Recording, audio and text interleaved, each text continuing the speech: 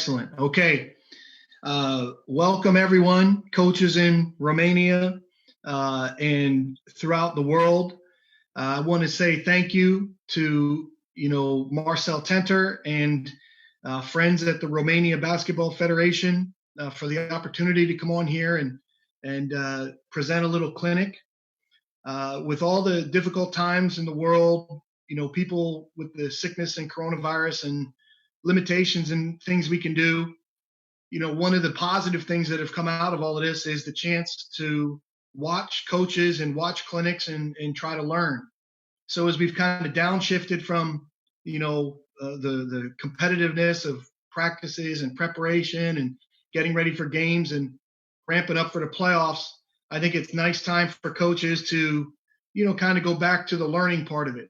And I'm very, very thankful to be here and talk with you guys and share some ideas about screening. So again, thank you to Marcel, Alin, for helping do all the connections here. Really appreciate it. As we move forward today, what we'd like to talk about are some coaching points that I like on both sides of the ball, offensively, defensively, that can help you with your teams, whether it's a high-level team or a youth-level team. I think playing without the basketball on both sides, offensively and defensively, is really important skill. Really understanding how to play, how to help your teammates get open, how to attack a defense, how to read it. So some basic coaching points. We'll talk about how coaches can use screens in their offense and when to use them. Talk about obviously creating advantages. Just some key points that we talk about in terms of two targets. And I think we'll look at some screens that I like to use within our offense in Poland and Hamburg. So we'll break down some of those options and some of those situations. And then we'll talk a little bit about drill work, when we get to the end of our offense. When we shift gears and go to the defensive side, it'll be more about coaching points and how to defend, or how we like to defend a lot of these screening situations. So the base part about defending off the ball screens, we call catch and shoot defense. We'll talk about defending wide pin downs, different ways, a couple key points there. Key points in defending double stagger screens. We call screen the screener Denver. We'll talk about that more later. And then defending flex. At the end of the presentation, I've got a short video with some good screening situations and some poor screening situations so that we can all analyze together. We'll go through it as best we can. And then if there's any questions and answers and things, I'm happy to spend some time at the end. But again, I want to say I'm really appreciative of the chance to share some of these ideas with coaches. And I hope that you can pick up one or two things that get you thinking, that can help you, in your team with your players, and continue to develop the game. So we'll begin with some of our coaching points here that we like to emphasize offensively when we screen.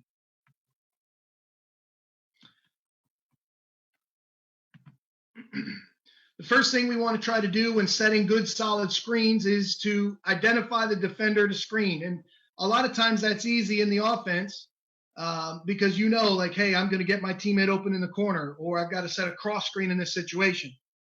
And I think it's important that players understand, even as they're going through 5-on-0, it's important that you are not going to screen your offensive teammate, so you're not going to run straight into him and hit him. You are envisioning, mental imagery, using that imagery. You're going to go set a screen on your defender. So the point is, you have to understand where his defensive position will likely be and be ready to go set that screen. So as you identify that screener to defend, then you begin to set up the screen. So now you're talking about the approach and the angle that you're going to take, right? You're going to find your man. Now you're going to set up that screen, and we like to have certain positions on the floor where we want to screen. One of the places that we'll talk about is we call the Malone spot, and I'm not sure if you guys can really see closely here, but the point of the Malone spot is between the elbow and the corner, and it's that midpoint right there. So we like to set our screens on that Malone spot as much as we can, because that gives us a great space to use as we back cut, as we curl cut, as we fade, or as we try to stretch out the defense. That would be an example of finding a spot on the floor, a position on the floor where we want guys to screen. The next point we talk about is jump stop into the screen to settle. We want the big men to settle the screen. And again, using the screens as a user, it's important that we wait for the screen, set up the screen with patience.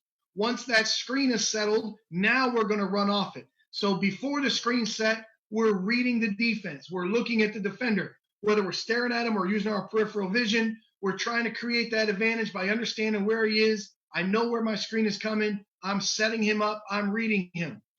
We talk about that angle of the screen. We want the screen to be set with the screener's back to the area where we want the player to receive the basketball. If we're setting a back screen, we want to set that back screen solid contact with your back to the basket. If we're trying to pin him in, right, a sagging defense, now we're going to set that screen, pin the defender in with our back to where we want our teammate to receive the ball. That will create the big advantage. We want to set a wide screen with a wide, solid base and hold our position in contact. Again, it's very easy to be called for illegal screens. Most of the time, your illegal screens happen when the user goes too early. He doesn't have enough patience. We let the screen settle, and then it's on the screener. We're not throwing our elbow out. We're not sticking our foot out. Just stay nice, big, wide, solid, and then create the advantage. As we create the advantage, again, there's a couple ways. With a really solid screen that you're holding, or we're forcing the defender in a certain way. For example, if you're trying to set up a curl cut within your offense, you know the guy's going to lock and trail defensively. Now we want to take the screen with an angle that's forcing him outside. Maybe you don't hit him. Maybe you don't get the best contact that you want, but the fact that you're forcing him around the outside gives your offensive teammate an advantage. So the solid physical contact is preferred, but at least if you can force the defender in a way that helps your offensive player create an advantage, this is also a positive. In terms of creating advantage within our offense, we have terminology called blast and get. And this will be a big man setting a screen in blast. He will screen away for a wing or a guard. And then as that guard is receiving the screen, he's not really using the screen. He's going into a dribble handoff. So we're using the screen to create an advantage so that that defender is late at the point of attack in the dribble handoff. Our terminology for get would be the big man sets the screen, the guard receives the ball. He's not really reading it to attack off the screen, but we want to create an advantage so the defender on the ball is late because he had to fight through a screen. So again, using your screens in the offense, setting your screens with your angles to create good advantages, create that advantage that now your playmaker, your point guard, your two guard, they can now use the dribble handoff or use the pick and roll and have a bigger advantage, build on the advantage that they've created. Again, we talk about reading the defense. This is the most important thing to work on with young players. Again, your offensive screen is coming in a certain spot at a certain time. The key is slow down and read the defense. We talk about, for basic youth players, a two-step V-cut. When you're using the screen, set it up with a two-step V-cut. One step, and then on the second step is your V-cut. And as you're making your V-cut, reading your defender. Where is the defender? How is he playing me? Is he going to get into my body and lock and trail as I come around? Is he trying to get through? We call whip the screen. Will I have the opportunity to fade my cut? Or is he sitting on my top side, not letting me use the screen, denying it? Oh, now I can reject the screen and cut back door. So again, the reading of the defense starts with, I'm reading this defender on me in my two-step V-cut. I'm now going to try to make my cut. And then the next point becomes engaging the big man defender to create my advantages. And then we'll talk about that as we move forward.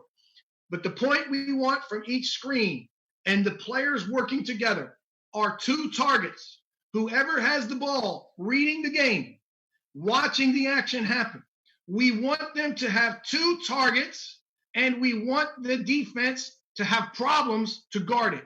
So example, teammates working together. Here comes the wide pin. The guard curls it to the basket. The big man in this case, as he curls, how will he play? Will he stretch out the defense as a three-point threat? Or is he going to step to the dunker spot? The main point is, as we pressure and engage the big, now the big steps to help. You've got two on the ball. You need two targets, right? Hit the guard going to the basket, or we draw two. We hit the pop man wide open for an easy play. That gets us into a shot, or the next pass presents itself. We'll talk about ball movement as we go forward. So these are some of the basic key coaching points that we talk about in terms of setting screens. The next thing we talk about is the physicality in screening. We want to have unselfish offense. We want to have an unselfish team. Physicality, you can hammer the other team's best player. You can hit these guys physically within the rules and make it difficult for them. Again, you're playing hard, you're playing strong, you're playing physical, you're giving up your body. Screening is an unselfish play. We talk all the time about here's an assist, here's a consecutive pass. We're pointing to our teammate because this guy gave us a great pass. Great pass, great pass. We've got to respect screening in the same way. We've got to encourage players to screen and be selfish in screening. Again, the NBA charting screen assists, charting screens that were attempted and missed. This is the next step in terms of your offense. So I would encourage all coaches to really dig in deeply and focus on the details of screening, right? Physicality, adding it to the offensive side, not only in the post-up game, but every position, every possession down the floor. Again, we just talked about reading the defense. Again, the first read is the defender guarding the user. The second one is the defender guarding the screener. And repetitions in the half court, 2-on-2 screening. We'll talk about that a little later. These are the ways that you can help these guys read and react to the game situation and play the game. Be hard to guard. One of the best ways I've heard, and this goes back to, again, we'll talk about this, the Bob Knight era motion offense, is find a partner to dance with. And we'll talk about this as we go a few slides ahead.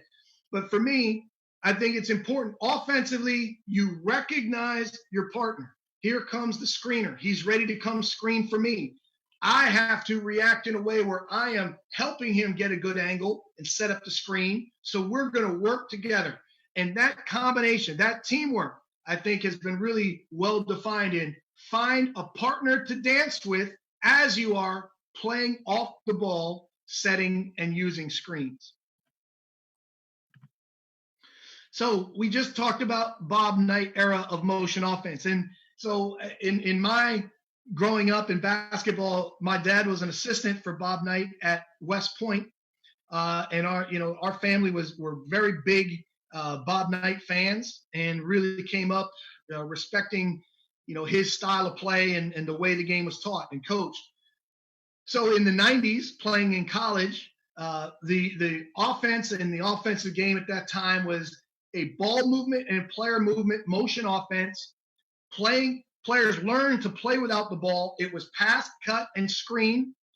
And it was when players catch the ball, they catch it and read the defense for 2 seconds.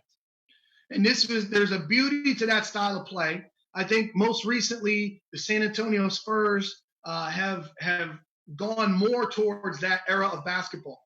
But this modern era right now is different because it emphasizes the dribble drive, driving to the basket, attacking the rim. It emphasizes playing off penetration.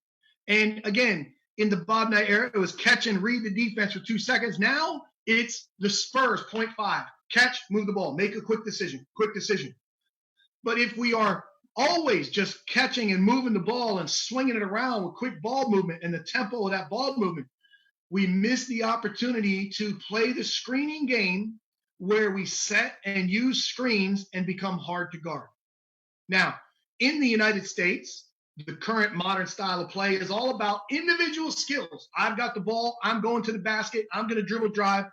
But I think true team basketball is about ball movement, teamwork, right? And there is a very important place with setting and using screens, the screening game on the offensive end.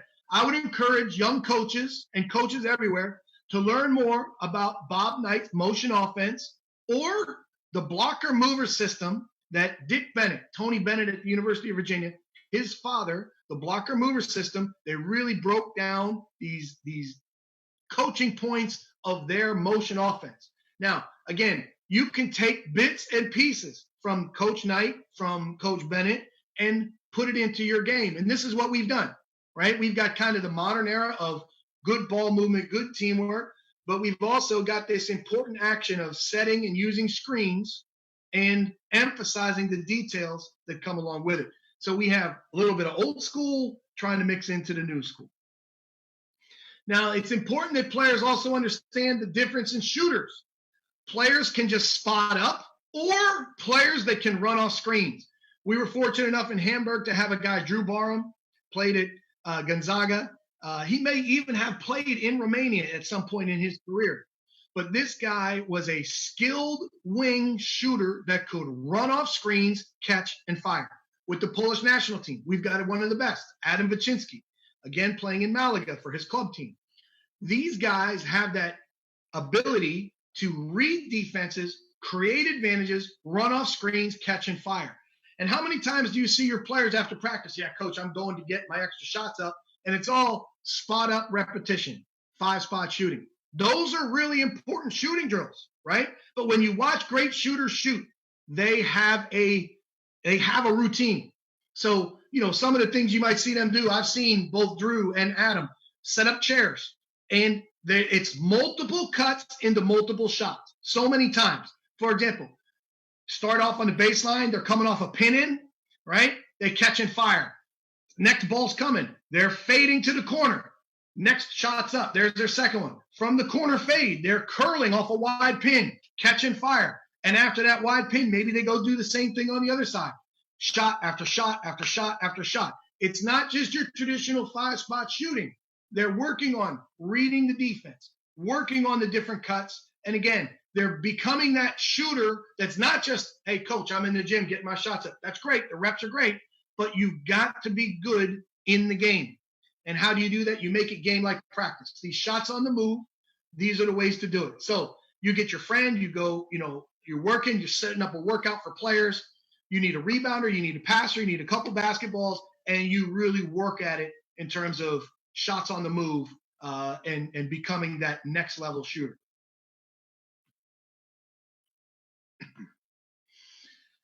I hope you can read this. I recognized too late before I could change it. The screening is the font is not very clear, but it's basically how coaches can use screening to help their team. And I think if you're a coach on the sideline and you're thinking about your offense, most guys will think about the tempo, the transition. Are we playing fast enough? Are we attacking the rim? Are we getting the ball into the post? Are we playing pick and roll situations? Where can we attack? But, I think when you see your team struggling to beat a defense off the dribble consistently, this is the first sign, hey, we need to get some screens in our offensive game. If your guards can't get into the paint and can't beat their defender, the first thing you need to think about is, all right, let's set some screens to create some advantages, right? So now we go to the blast action. Big man's got the ball up top. Here's the wide pin. Now, instead of reading it there, we're creating the advantage on the wide pin blast. He comes into the dribble handoff, and now we're trying to build on that advantage created from the wide pin blast, right? So again, these are little details that you can help your players using screens. Adding physicality to the game. Again, the other team is playing with a lot of energy, playing with tremendous emotion, energy, intensity. We want to be physical every possession. Use your physicality. Take space from the other team. Screening helps you do that. Hit them. Make the game physical. Be physical. Add physicality to your game. This is another way coaches can use screening to help their team. Again, you're reading the defense. Are they a pressure team? Are they denying ball reversal? Are they out pressuring the ball handler? Are they influencing in a certain way? Or are they shrinking the floor, playing off, trying to pack the paint? Offensively, coaches need to be thinking, screen, pressure defenses out, away from the basket, right? Back screens, or screen the defenses that sag in, pin them in. And then again, as we say, screening is a great way to occupy the defense, make them defend. Helping players when they're in trouble in terms of you've got a great shooter, the defense is holding him, they got hands all over him, he can't get open. Help your player by setting screens. Hands on the ball handlers, there's ball pressure, it's physical. Help them alleviate this pressure, whether it's front court or back court, by setting screens. Now, we talked a little bit earlier about the whole Bob Knight era of motion screening, pass and cut. Again, it takes time to learn to read the game together.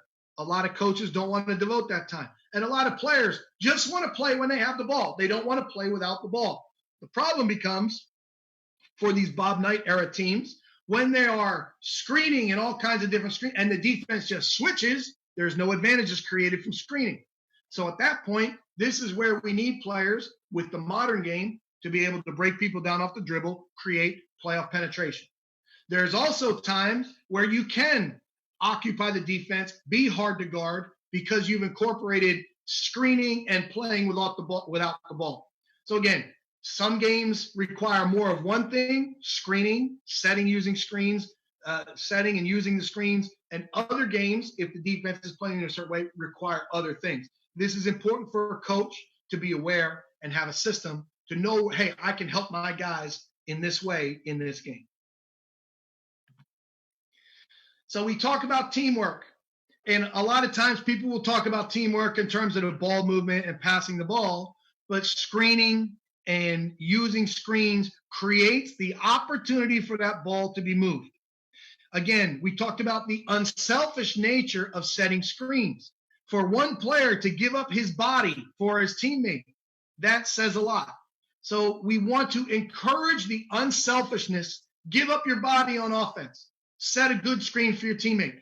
Most people will talk about it on defense. Draw the charge. Be physical. But it's the same thing on offense. Give up your body for your teammate. Give up your body for your team.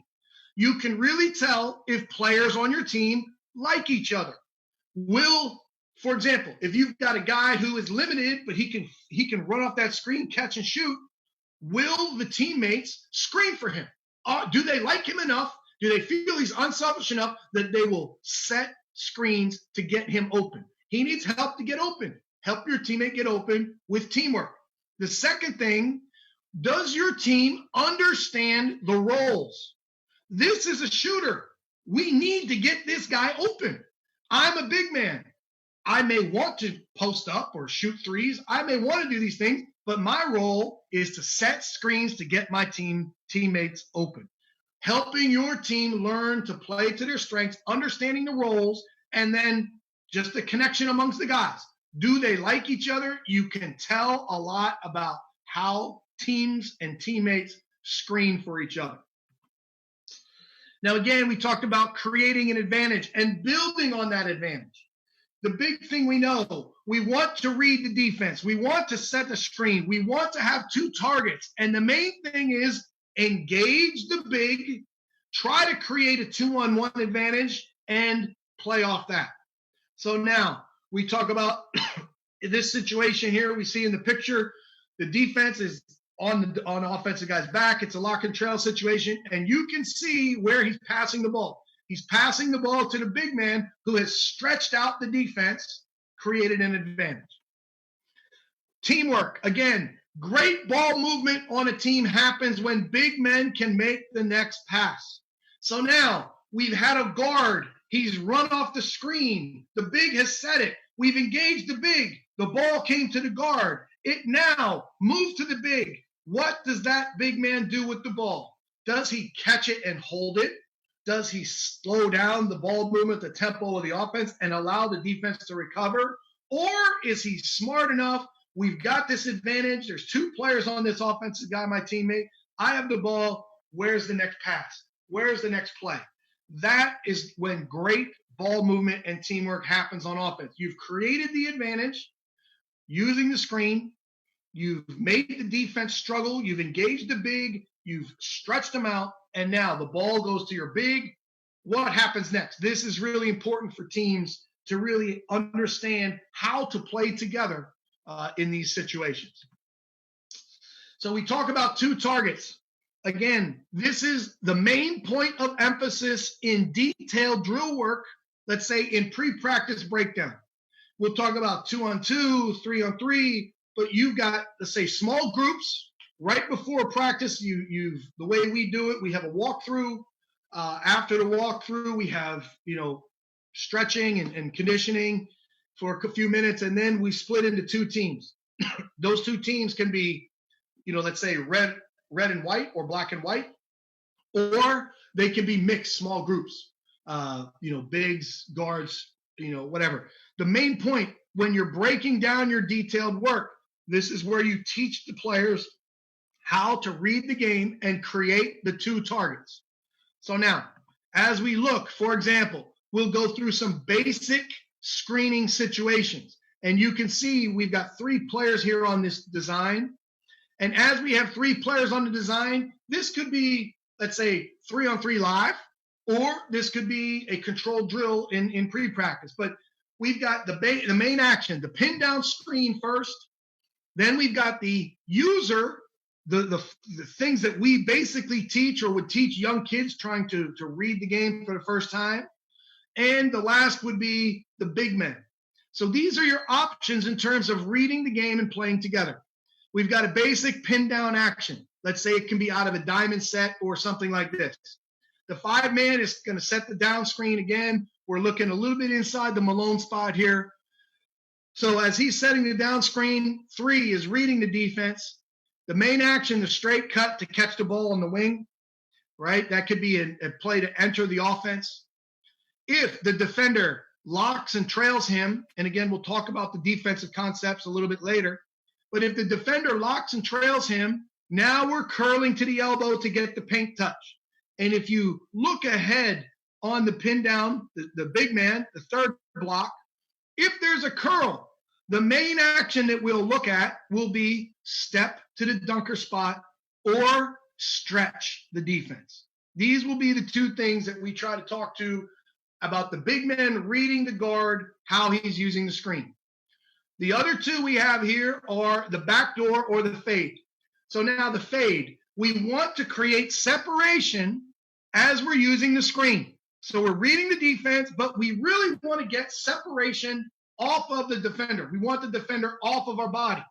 So now, if this 3 runs off the screen and the defender is off him, now when he would let through, get through, we say whip the screen. This is the opportunity for 3 to fade. The last point here, okay, before we move on, as he's fading, this can be the slip or the post option for the big. And then the last part we have here, the back door. We say reject. If this screen is going to be set and the user 3 cuts back door, does not use the screen, then 5 will now pop, be a target. So now we've got the backdoor pressure to the rim and 5-man pop it out. Again, this is a great opportunity to create advantages. It's not only if your 5-man can shoot, but now you can throw the ball to the 5 and he can make the next pass and he can set an unguarded screen on the ball. So you're able to create advantages off of the reject. So when we break down into drill work, we keep it very simple. Here's your screen. Here's where we want you to set the screen. First thing, 2-on-0, right? He's going to curl. What are you going to do? I'm going to step to the dunker spot or I'm going to stretch it out. He's going to backdoor reject, right? He fades it. What are we doing? Looking to slip. Okay. So all of these situations that we're working on, show your players 2-on-0, show your players 3-on-0, and then work them through in pre-practice breakdown situations so they can read it together. Same situation goes for the wide pin. Now we've changed the angle out of, let's say, a horn set. 5 is going to set 3 in the corner. He settles the screen again at the Malone spot. This Malone spot, the midpoint, gives us plenty of space. And again, we can cut in any direction and have a chance to play. Same for cutting options, a straight cut a curl cut, a backdoor, a fade, and the same options for the big. So it's consistent. We're working on curling to the basket, step to the dunker spot, curl to the basket, again, stretch them out, right? Fade, we're looking for a slip or post up. Backdoor, we reject. So again, you're using your team, they're reading the defense, and then they're reading each other as to how they become hard to guard. Engage the big and create the advantage. The key point, 2 targets. Another thing we like to do is set screens at the midline. So this, again, we have the Malone spot we talk about, but you also now have a nail. So now we've got a down screen, and again, we'll get into this in different ways, but we've got a vertical down screen. You can see 5 in the first picture, the vertical down screen. Now he's posting up after the screen. 2's cutting to the top, pressure in the defense. Maybe you've hit 2 and 5 is posted up. You get a high-low right away. But this is also where we like to use our get action. So now the point has the ball in the wing, 5 down screens 2, 2 catches the ball. He's got an advantage because there's been a screen set. And now we can turn around and rescreen with pick and roll, right? So this would be an example of get. We've also got the same thing with the vertical back screen. So now here's 2, right on the midline, setting that back screen again. You want this player to receive the ball at the rim, our back is to the rim. We set the screen. And again, if you as a guard are able to set a great back screen, that's one of the easiest and best ways to get yourself open, right? The shooter sets a screen for the 5. That puts the defender in a tough spot. What is he going to do? Is he going to help with the 5-man diving to the rim? If that happens, you've got some space to maybe catch and shoot or make a play. Or if he stays, maybe your back screen gets 5 open at the basket. The next thing we like to do, we talk about playing together.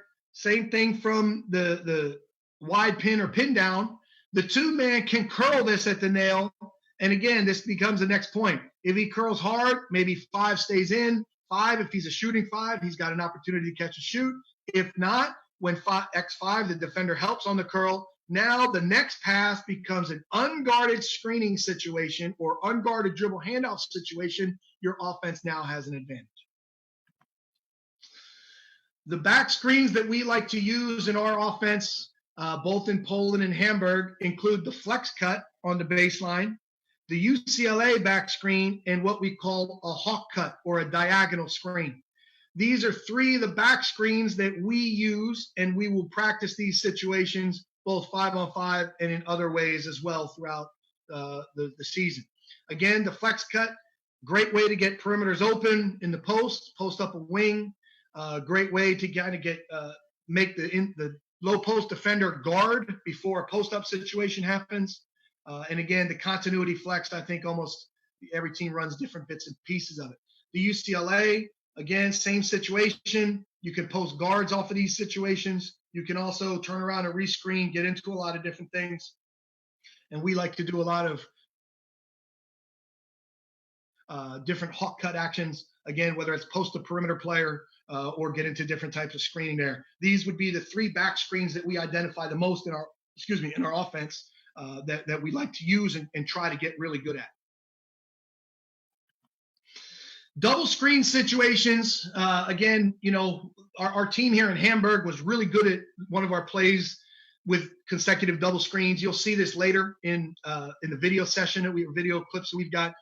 But what we try to do for the bigs, we try to give them a target on the floor and a specific responsibility. The way we set screens with these doubles, the first screener is the headhunter. So he is not necessarily going to set on a specific spot. He's going to find that defender and go get him. So he's running up and he's going to get a good angle on that defender and settle his screen with a good jump stop.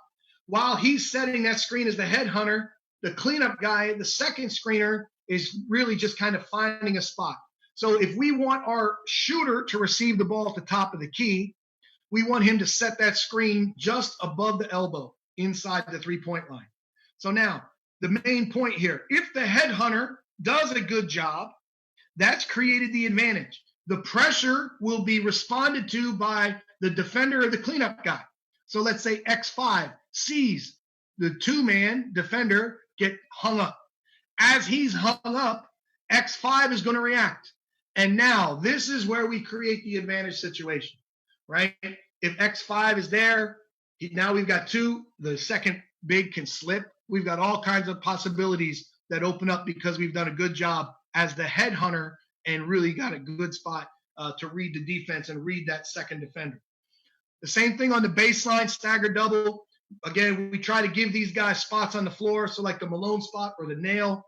Now in these baseline staggered double, we're talking about setting the first screen at the block and the second screen at the Malone spot.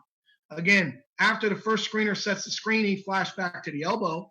And then this Malone spot, if this shooter is coming off there hard and 5 really steps to him, this is a great opportunity for a slip to the basket. Setting the screen at the Malone spot gives you that space and pressure on the defense. The last part of the double would be the stagger split. And as we get into the stagger split situation, this is, what Doc Rivers would call playing the game. This is where you've got to allow players to have the freedom to really just read the defense and play. So now we've got it drawn up with 3. We're just curling to the basket, and now 2 coming off the screen. This can also be 3 kind of pins in for 2 curls to the basket, and 3 comes up to the top. So again, these stagger split situations can be really hard to guard and can give your team the freedom to really read the defense and create advantages. The last part we talk about here for offensive screening, Denver. And Denver is just simple terminology. Your team will have different terminology and have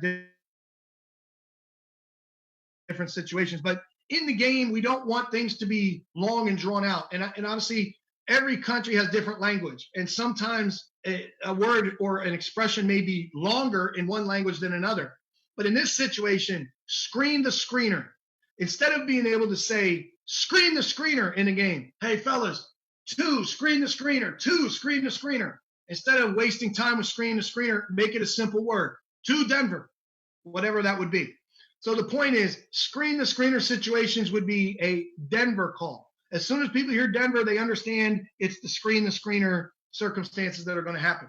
So now we've got basic screen the screener action. Again, hard to guard. As we set a good screen for our teammate to get open in the post, now we're receiving a screen. The better job we do screening, the better chance we have to get open. And again, in these last 2 blocks, we see 5 bumping the cut to the rim, a ghost screen where a really good shooter is pretending to set the screen. And right as it's going to happen, boom, he's out of there before the screen happens. And then we also have the slip option for the 4-man. The last point we have, when the ball goes into the post, obviously we can do the same concept of the curl pop, stretch out the defense with 2 targets as we get into those situations. So these would be some of the basic concepts of screening that we try to incorporate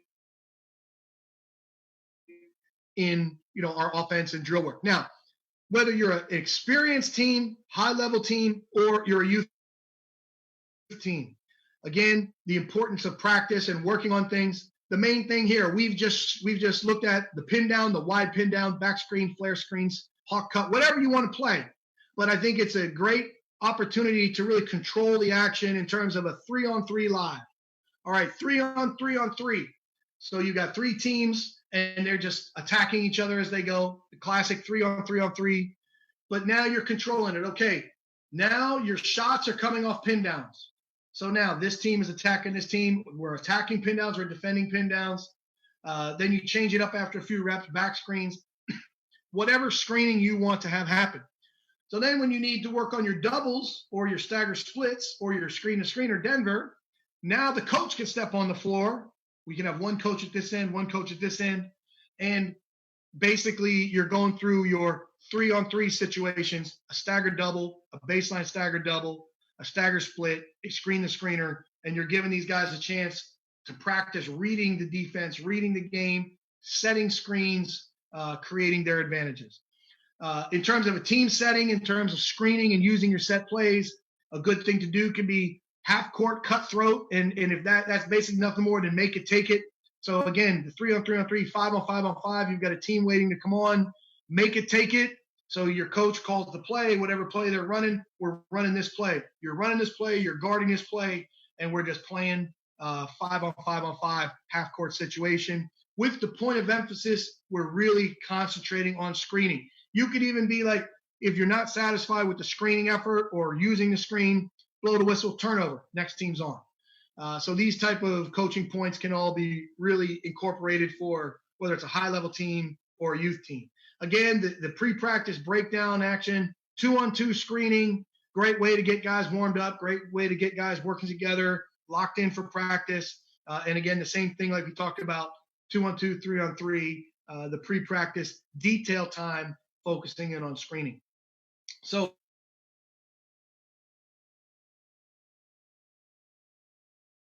as we go, but now we'll kind of shift gears and we'll talk about defending screens.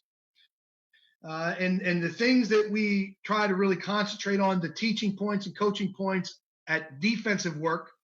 We spend a lot of time with defensive walkthroughs.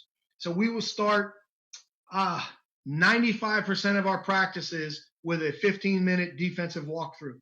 I think this really does a great job of emphasizing the importance of team defense, and it allows you to get repetitions for these guys so that they can be coached on the court, walk it through, and learn it, right? So we'll look at several of our Polish national team and Hamburg Towers detailed breakdowns of defending screen situations. Our team defensive concept has 40 situations for walkthrough. And I would encourage all coaches to look at your team defense, apologize about this. We'll start it again. Okay, so we'll go back here. Okay, so again, we talked about the important points of defending screens and where we like to do the coaching points. The main coaching points happen in walkthroughs and breakdown drills, and we try to build up the habits of how we guard off the ball. And in this picture, we have a former Hamburg Towers player, Scooty Guyton, doing a fantastic job of a couple things. He's staying connected with his offensive player, and he's knifing through the screen. So we would say this lock and trail, and he's really working hard to beat the screen and be on time. One of the main coaching points that we talked about is getting into the body. And here we see the really good offensive player, Drew Barham, who could really run off screens, catch and shoot. Here he is defensively, get into the body. It's an end line inbounds play, and he's connected. He's in a stance. He's ready to guard. Again, he's really working hard. The key is we get into the body, stay connected, and no separation. These are important coaching points for our game plan. Now, as we see here, catch and shoot defense, the main point here, this is from a couple years ago, but the main points are catch and shoot, still the same. When you're in your defensive stance and the ball would go away from you, we want you to pull in and be in help position. When the ball goes towards you, comes towards you, we want you to inch out and get out into the passing lane. And we talk about getting into the body. What does that mean? A couple points. We want you to be nose to chest, play lower than the offensive player, and direct the cutter one way. Now, the main point here for the big man, we say give this guy 2 alleys. We want him to be ready to go through let through, get through, or lock and trail. So the big is in like a zero coverage, just off with no slip situation. Now, the guard will get into the body, stay connected, no separation, and we say it's his choice. He can lock and trail and then square up the ball, or he can try to whip it and square up the ball. The point about a whip, let through, get through, we want him to whip the screen, him or her, whip the screen at the point of the screen. If you whip the screen, let through, get through too early, now you're giving the offense an opportunity to fade and create an advantage. Now, again, we say on time at the point of the screen. This is the key coaching point as you're working with guys in practice. The next line, we do not accept being screened. It's not okay to run, oh, coach, I got hit, I'm screened. You've got to beat the screen. It is unacceptable to be screened when you're guarding. And the best players, the best off-ball defenders or catch-and-shoot defenders, they're going to find ways to, twist their body, angle their body, and beat screens. The next point, on the catch, we want guards or wings to square up the ball on the catch. If there's a curl into the scoring area, we say team defense, 6 hands on the ball. So we stunt from the pass from the top. This would be X1 on the picture.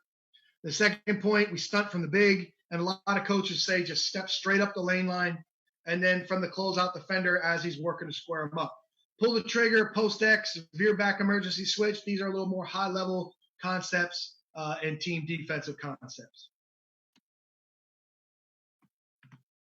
Now we look at defending the wide pin.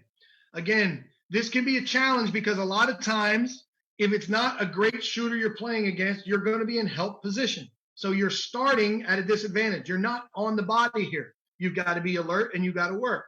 If in some cases, coaches would say, no help, stay connected, right? But a lot of teams will say, okay, you've got basic help, but here's your coverage. Wide pin situation, get into the body, knife through, and ride through. This is what we saw the picture of Scooty as we introduced everything. Again, we do not accept getting screened. Let through, get through, whip situation is the middle one, or is the first one, lock and trail, and then top lock. Again, if you're playing with a great shooter who's not really a finisher, he's just really catch and shoot guy, you could try to deny him from using the screen, force him back door, and go through there. So you have some coaching points of different ways, different coverages to guard the wide pin. Again, the stagger double, we talked about the headhunter, we talked about the cleanup guy, but now we're talking about how we defend it as a team defense.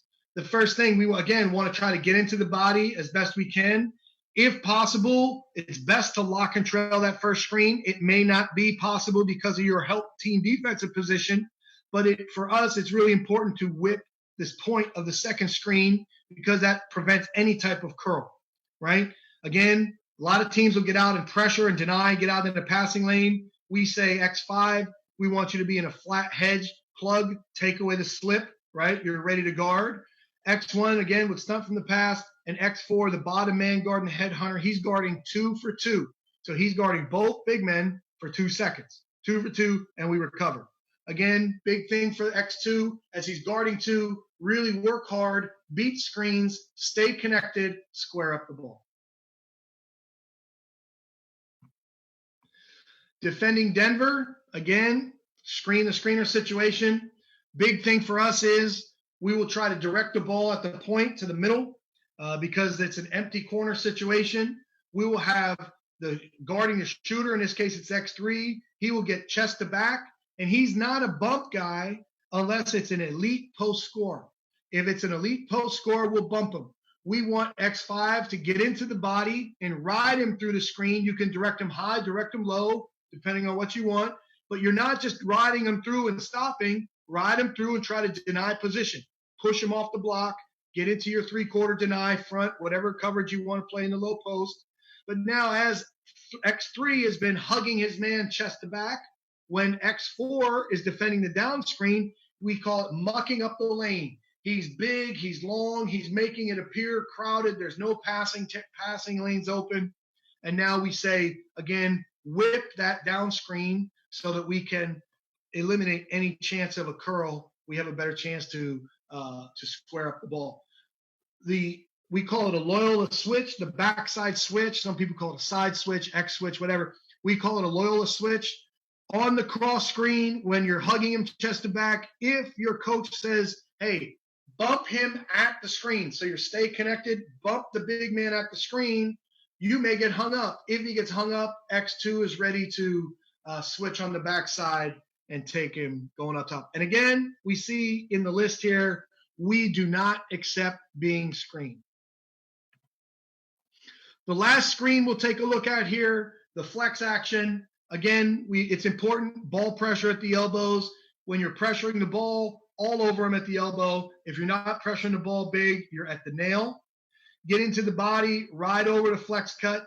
Again, do not accept being screened. We try to whip the down screens and square up as best we can to eliminate any chance of a curl to the basket.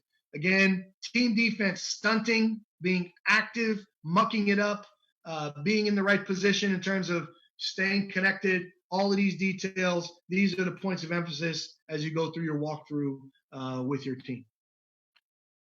Now, what I'd like to do is break away. Before we get into question and answer, I'd like to break away from the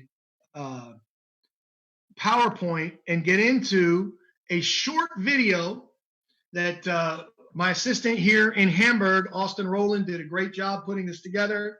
This is from Hamburg Towers, some clips of some good screening situations, bad screening situations, so that you can kind of get a really, hey, this is a realistic view of you know, how it looks. Let's go back to the beginning. We all good now? All right. Alan, thank you very much. That's assist number 2. Okay, so as we here are running the off the ball screens, you see the blast action. So we enter to the wing. We've got a 2-guard front, X cuts, 5-man pops. You see there's not much pressure on the 5. This player will receive the dribble handoff, and this player will screen to create the advantage. You can see this is one of our better shooters, and look at the body. He's getting into the body defensively. So here he comes. Again, not a whole lot of contact made with the screen, but he forced him wide. And now we've got a 5-man trying to contain and a late guard. Watch the result. The 4-man will stay in on the diver, and it gets the original screener wide open. 3. Let's look at it again.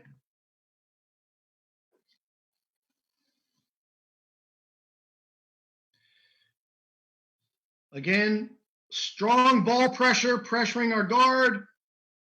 Give him an advantage. There's the advantage. Confusion, open 3. Again, same situation. All right, same play with different players. All right, again, there's the advantage. And now into the big man. Same play, players are reading the game. Other guard goes up. He's curled it, engaged the big, easy drop off. Same situation with blast. X cut, again, some players out of position. Again, this is one of the bad examples that we have. We've got players out of position to start.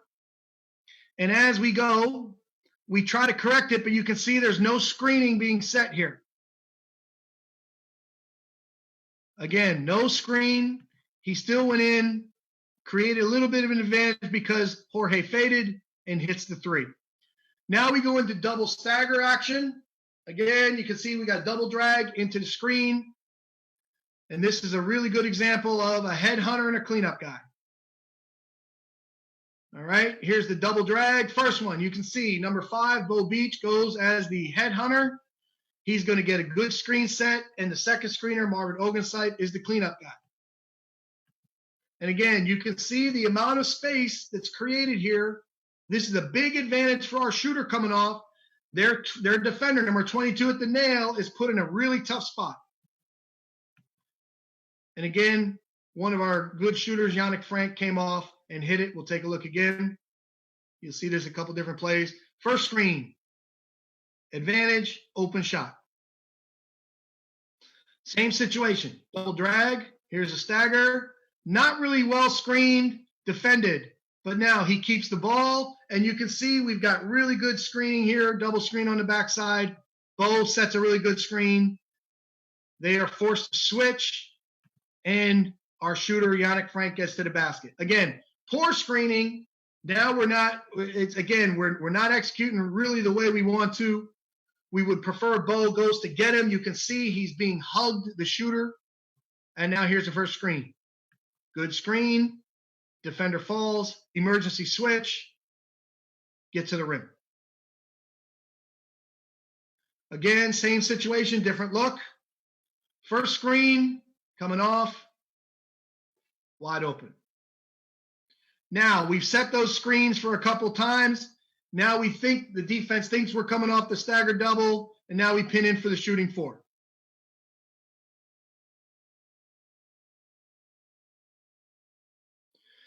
Again, we did not talk much about the shuffle cut stagger, but we see here the 5 screens, shuffle cut through. Here comes a stagger out. Again, he chases, and what we have is 2 targets. And as we get the 2 targets, defense goes, both the guard and the big are engaged. And as they're engaged, we've got our second target stretching it out. He follows with an easy drive down the lane for the bucket. Pin down situation. Again, you see, same thing. Jorge, very smart player, reads the game well, bumps the cut. So here he goes. He reads it. Defense is caught in. Yannick Freeze adjusts his screen. Open shot. It takes that much. End line inbound situations, again, you're going to see here. We've got a stack, a cut, and now wide open 3. Pin down situation again. Enter it. Top, and you see 5 screening in. Fade as the defender went in, creates the space. Open shot. Again, same situation here. This is another really good read from the team. So this is not our base play.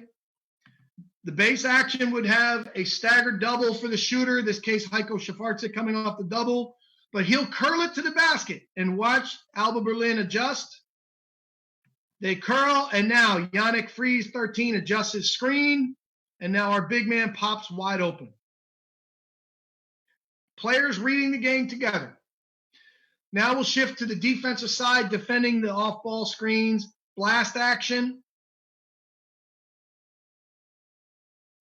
Again, we want to make sure that we eliminate this separation as best we can.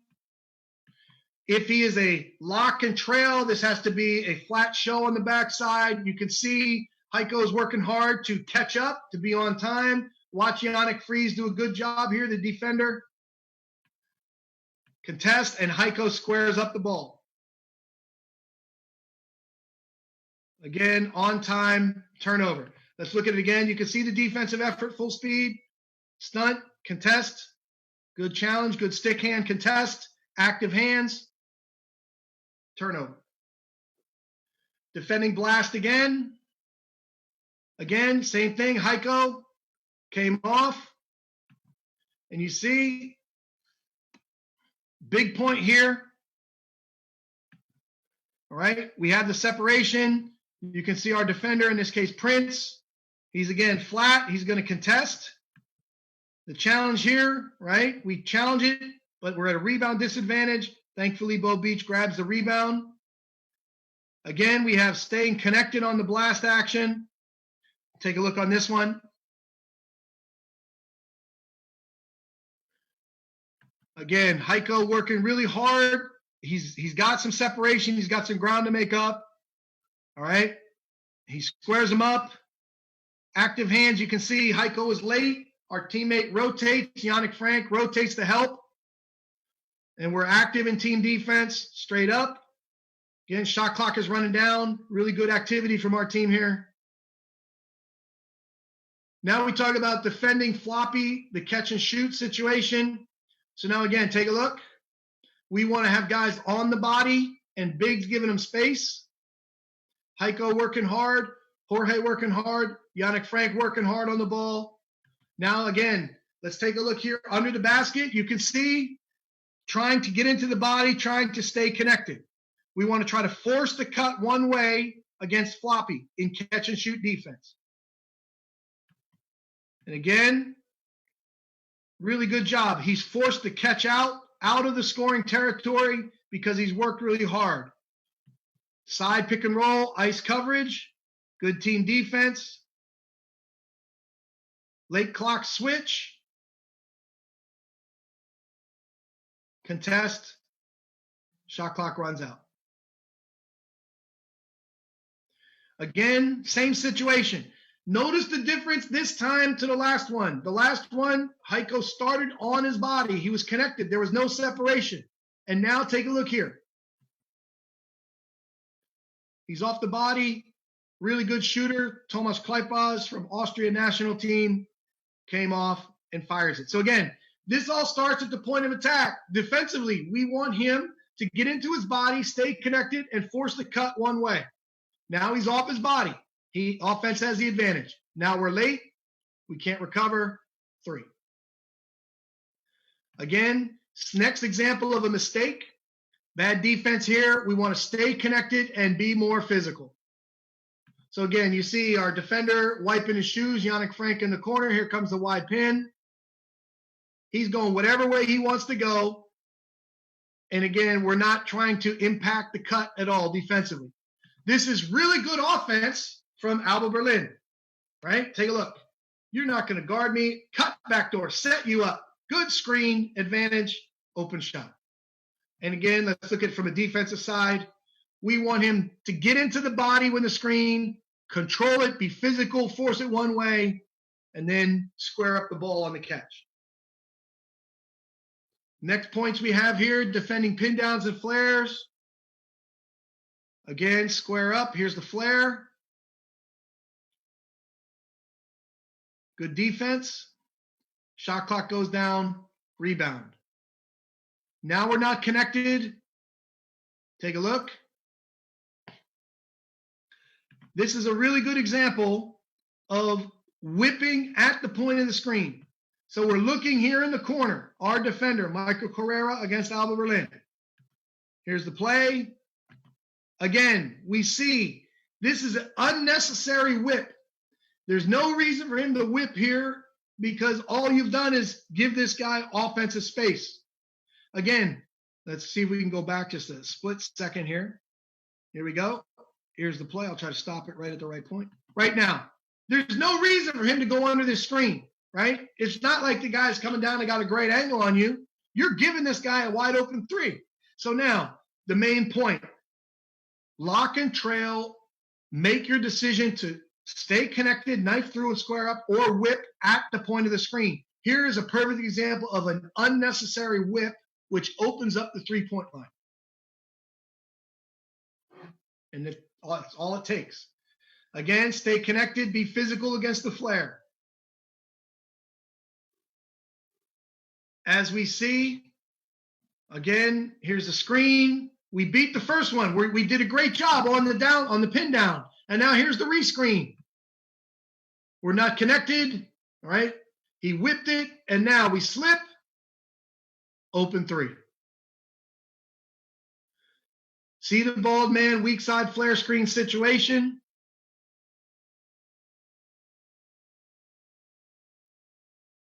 So again, we have a situation here with Carrera guarding on the perimeter. Again, not concentrated on his man. This is one of the best 3-point shooters in the league. We're standing on the block, all right? We're not executing our defensive game plan. All right, now it's late. I'm going to come up. I'm at the nail. And he just walked right into the screen. Wide open 3. Defending the slip to the wide pin. So again, take a look here. Our low man is not in position right here, which would be this guy, number 6 in the corner. He's rotating over, but we can see the excellent recovery athleticism of Carrera to go straight up and challenge. Couple plays defending flex action, beating the screen. Again, great job there defensively. They are forced to just drive late clock. Again, let's take a look. Watch the low point here in the corner. Number 8, defending our guy, Tavon Walker. He just goes right through the screen, eliminates the opportunity. Now they're confused, late clock going down, try to drive, defensive stop. Defending flex action again. Again, they try to duck in. Really good help from Prince. Challenge, recovery. Multiple effort defense. Let's take a look. Again, we don't want this to be a switch. Some coaches will say switch guard to guard in this situation. We want to keep 21 out of the post-up situation so we're not allowing Justus and Tavon to switch. Ball goes into the wing. He's posting. Tavon's guarding, physical. Look at Prince's activity, number 1, right here. All right. Active, takes away the drive. And now multiple effort. Defensive shot block, great defense. Stay connected against the flex bump.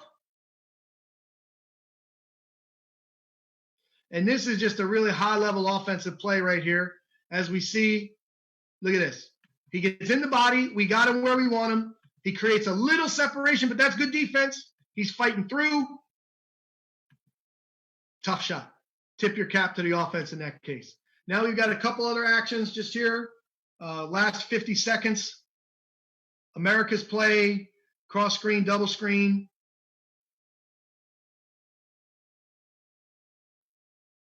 Again, trying to run a little back cut, back screen. Split action, the low split in the corner. Again, we're not a switch team.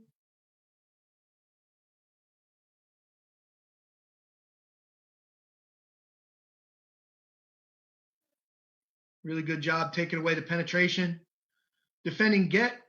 There's the screen into the rescreen. We want to try to direct the ball. No reject situation. Send him into the screen. Good defensive rebound. End line stagger double. Again, same concepts apply. Beat screens, square up the ball, be there on the catch. And there we have it. So let me stop this and go right back. Okay.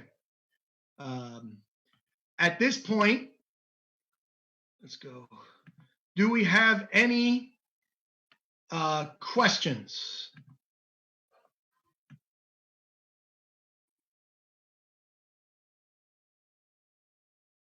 All right. Can you hear me?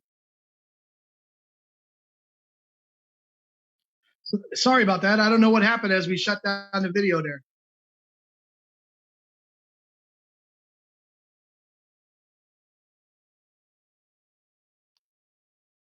So what could you read out the questions for us?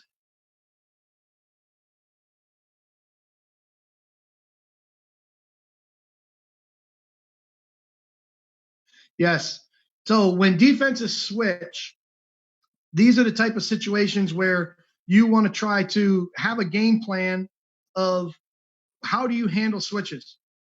Now, I think most teams would be using a perimeter attack, let's say like the old boomerang pass, like a guard passes to the first player away, throws it back, and you attack off the dribble, attack the closeout of the big, or you're trying to post up a big man.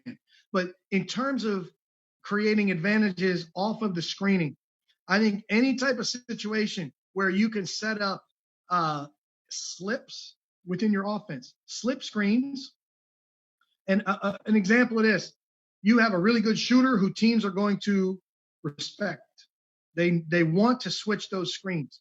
Well, this is one of the points of putting your screen at the Malone spot, because if he's coming off of there and they're trying to switch it, then boom, your big man can just post up against that, let's say, smaller perimeter player and create that post up advantage mismatch that you want, right? So I think any of these screens where you can create slip situations, or where you're curling to the basket and popping to stretch them out, I think you want to try to have those two targets at all times.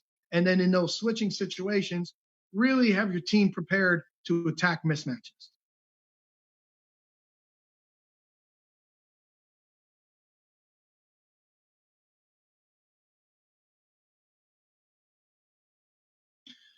Well, I think that,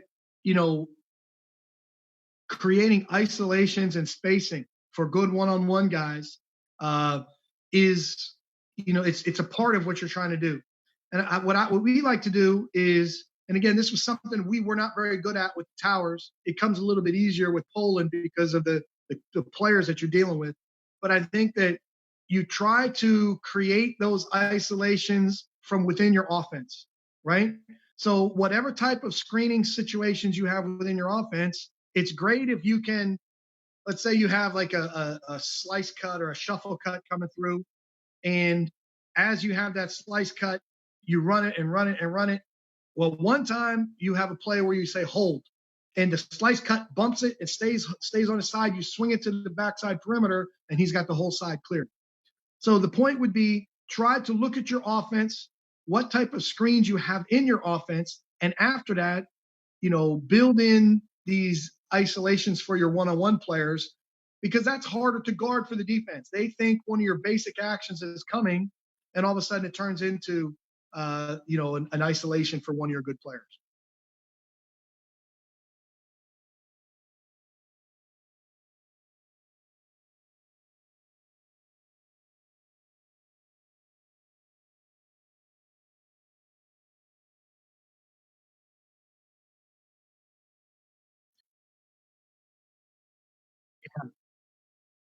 I think that when you're teaching young players, you should try to keep the game as simple as possible and give them basic structure. But I think the important points for young players are to learn to read the game and cooperate with other players on the court. So these 2-on-2 screening, whether it's a simple wide pin, whether it's a simple pin down, whether it's a simple back screen, I think learning to read the game. Hey, my teammate is going to read the defense. He's going to cut like this. Then I can become dangerous offensively if I, cut here or if I pop like this, right? So recognizing those situations within the game, reading the game, and keeping it simple. So I think those would be the most important things. You don't want to overload the young players, right? So you're either going to face pressure defense or teams that are not pressuring you. So this is the point. Have screens built in your offense where you can screen defenses in that sag, that are not pressuring, that are packing the paint, and have back screens and screens that screen you out against the teams that pressure you. Keeping things at the bare basics, but helping the players learn to read the game. I think that's the important thing for youth coaches.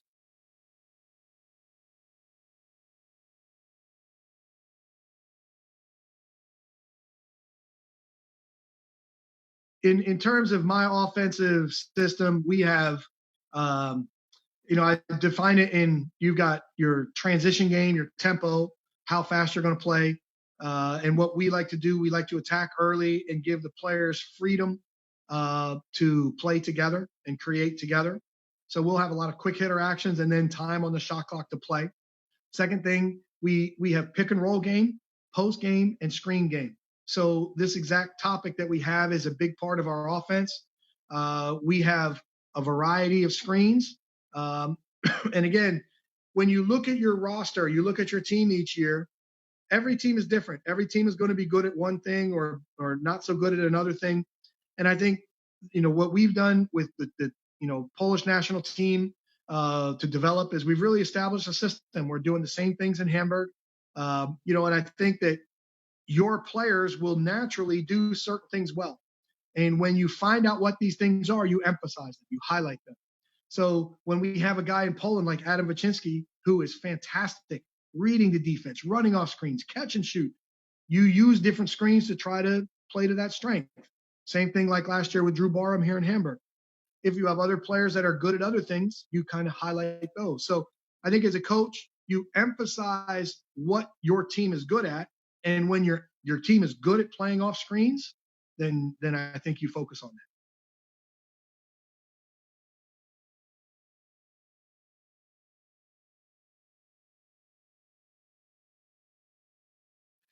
Alan, I appreciate your help here with some of uh, the glitches we had. So I appreciate you getting things back on track, and guiding us home here. So thank you very much. And I really hope that some coaches can, learn one or two things and get their mind thinking as they think about next year and what's happening.